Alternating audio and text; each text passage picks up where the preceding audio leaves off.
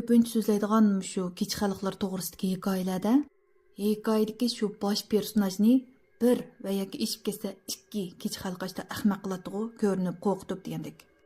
Lekin men bugun birinchi bu hikoyasini so'zlaydigan bu Zahra ismli bu qizni o'z ara tanishmaydigan, o'xshamagan qabila tabiqalardan kelgan shunda kech xalqlar ahmoq qilib qo'rqitib kelibdi. Bularning ichidami yana muqqim ko'rinadigan, hatto bu qizga ham tashqi qiyofatlardan tortib noiti yodib ketgan uch voqea. Tafsilotga qiziqsanglar, emas boshlab ketdim. Kechqurun xayrli bo'lsin. Zahra ismli bir qiz bordi. 2024-yil 9-oylardan boshlab menga hikoyalarini so'zlab berayotgan. Oraliqda bu qiz 2025 bir necha qitim yana ovozli hikoyasini qoldirib qo'yibdi. Ana lekin anglab bulamay bo'lganmish bir boshdan anglab tova deb hayron qopdim. Bu qizning endi keynida shu og'inlardan bo'lgan bir o'g'il bola bor ekan. U o'g'il bola endi bo'ylar egiz, ters oppoq, endi shunchalik bir kelishgan bo'lganda, bu qiz o'zi dukachidu, yurtdi shimolning bir yerdan. Shu bola bilan tanishib qolgandan tortib to'ka hozirgacha endi oraliqda nurg'un ishlar yuz berib ketibdi. Bu hikoyalarni men anglashga 1,5 soat 2 soatlik vaqt sarf qildim, sami bo'ldi. Ham oraliqda men tushunmagan bir yerlarni so'rsam, men tafsiliy qilib deb berma o'gungacha dedi. Shunga men ularni yig'ishtirib bir uzun hikoya qilib chiqaray deb o'ylashdim. Bugun men sizlarga shu Zahra oqshom kechida beshidan o'tkazgan bir qo'rqinch qishni so'zlab beray.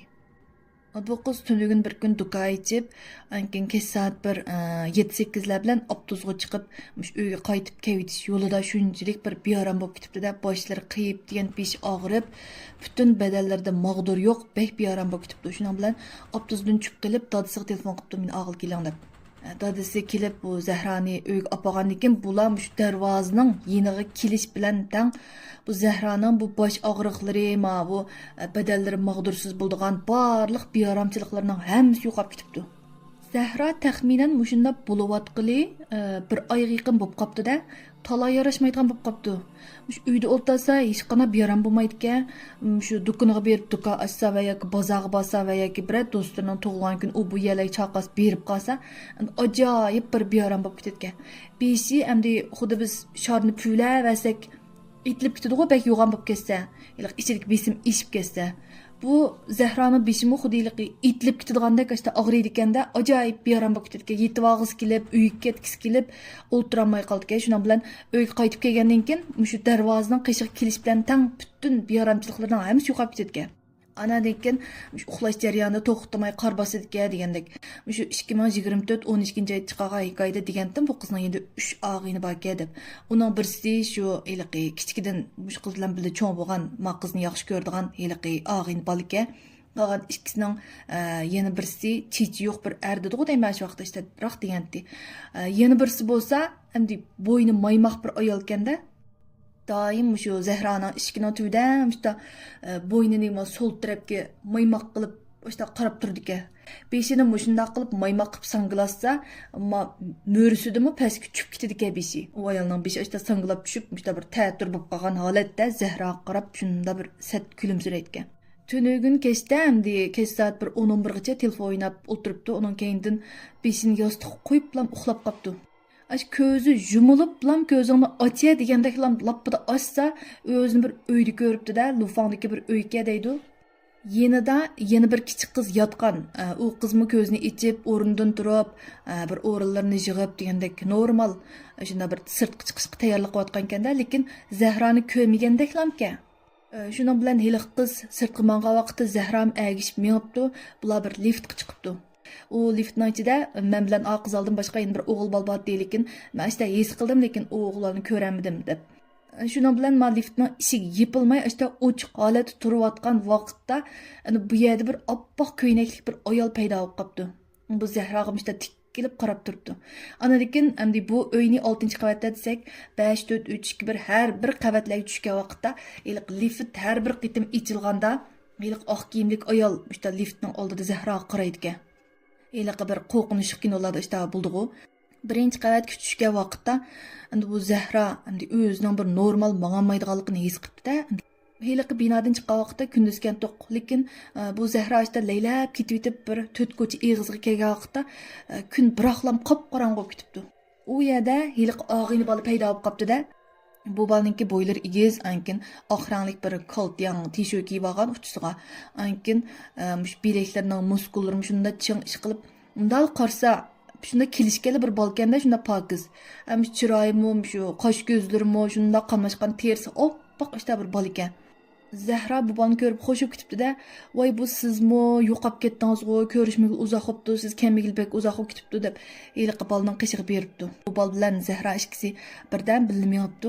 Keyindilam eliqi bala Zahraning qo'lini tutib, tong so'ynagandek lirik piqrab mush usti ko'tarilib chiqiblam. Bu balning eliq chiroy birdili o'zgariblam. Bek ochiq kelgandek bo'pju, ham chiroyi satlashib degandek siz men osiylik qildingiz deb ho'kirab vaqirab ketibdi-da.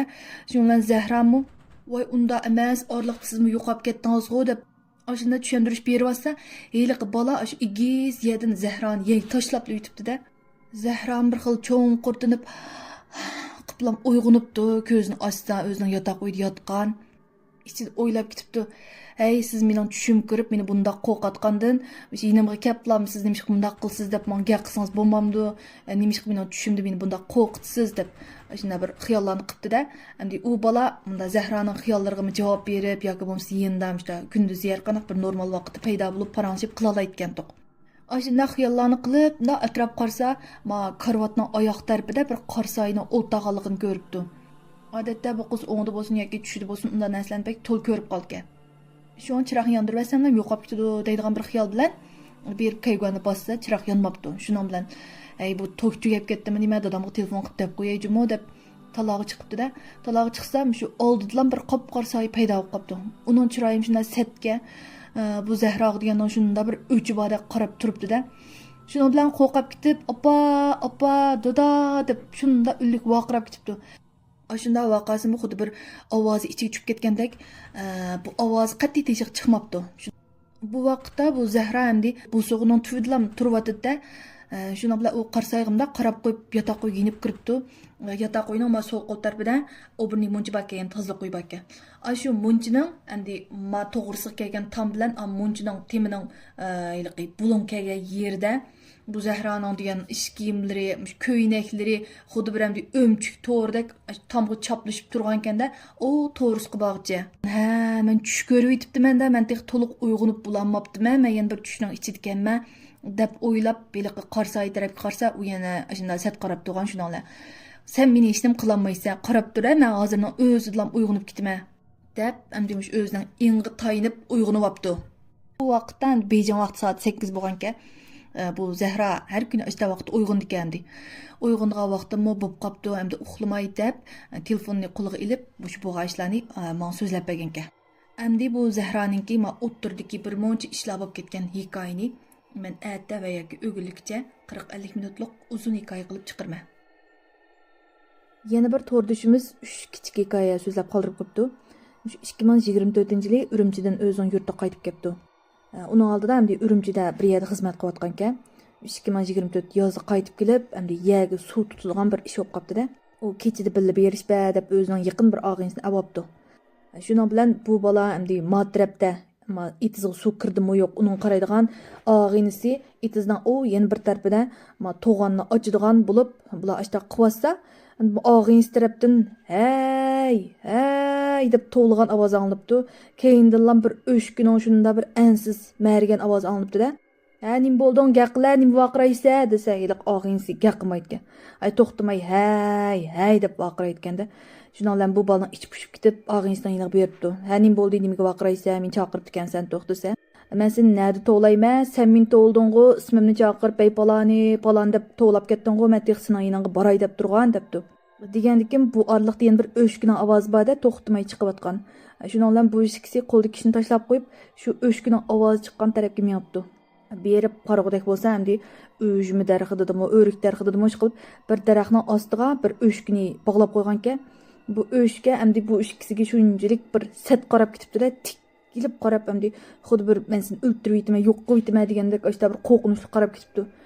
Bu ikkisidan hamdi shunda teni shurkinib ketibdi, bir-birsiga qarab day bo'ldi, bu yer turmayli, bu yer xatarlikka kirib ketaylik deb qaytib kelgan bo'pti bu birinchi hikoyasiga. ikkinchisini cho'ng dada so'zlab berganka, cho'ng dadasi ham burunqi zamonlarda qishda qo'y beqib kelamiz deb toq chiqibdi-da. Toqqa atayin chiqqan bo'lgandan keyin bu yerda bir necha kun turib, shu qo'ylarni ravrus bir to'yg'izib, andan keyin ma'lisi kesdi bo'ldi-ka. Bu buvay o'z yolg'izlam emasga, o'zi bilan birga kelgan, shu bir mo'ch qo'ylarni boqqil akagan, yana bir necha qo'shnilar bor-ka. Ular shunda bir-biriniga yaqin qilib, işte yani ko'lab gamlarni yasabdi. İstigerek endi ma uxlaydigan yana masalasini hal qilish uchun kechasimi to'xtamay ko'laydi ekanda. Bir kun kechida işte gam ko'lavasa, teshida bir jinchiroqninki bunda laylab o'tib ketganligini ko'rib qopti. Xato ko'rib qoldim deb o'tkazib o'tibdi. Ikkinchi kuni yana ko'rinibdi.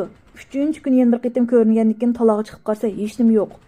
Shu kun kechda gamimi xil putib qolganka, shu gamida orom ilib yossa, ana bir tukli qo'l deydi.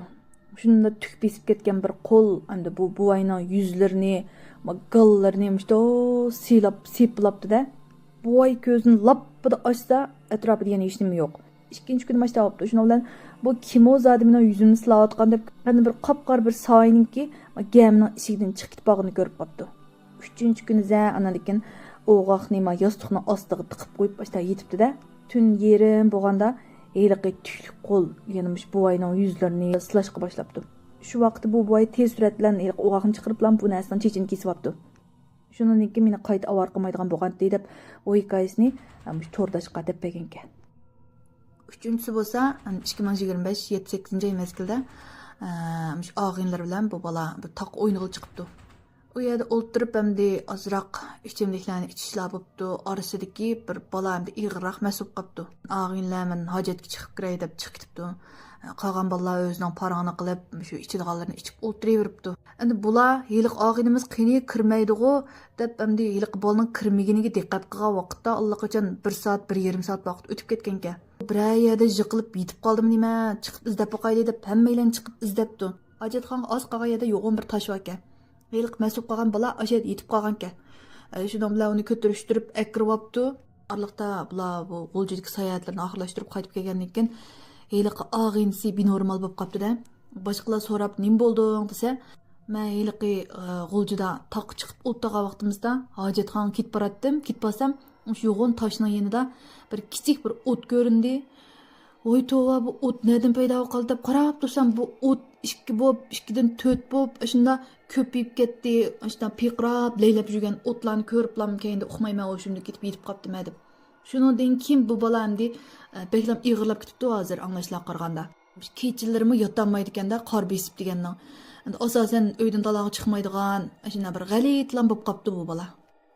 Shunda qilib bugungi hikoyalarimizni oyoqlashdi, yoqtirganinglarga